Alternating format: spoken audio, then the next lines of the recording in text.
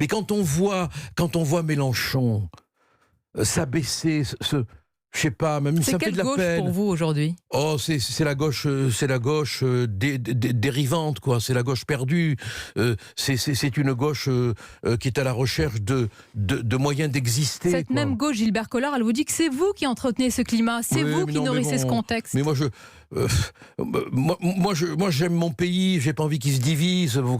Je souffre pour les musulmans qui ne sont pas des extrémistes, bon, qui doivent subir en retour cette espèce de choc d'image que créent les radicaux. Mais c'est notre faute aussi. On les a laissés faire, on les a laissés parler, on les a invités.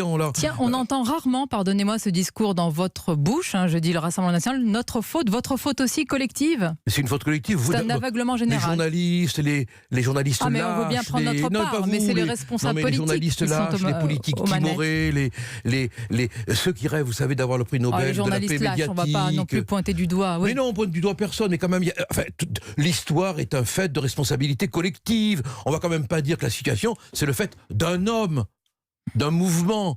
C'est une espèce de dynamique, de complicité quand on voit Mélenchon. Avec tout ce qu'il a représenté quand même, de beauté du verbe parfois, quoi.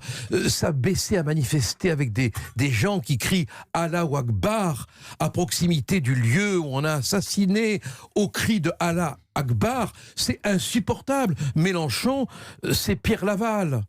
Pierre Laval, Mélenchon. Oui. Voilà une comparaison qui vaut raison selon vous. Elle vaut raison, oui, parce qu'il y a des moments où la complicité, elle s'acte dans la réalité d'un fait.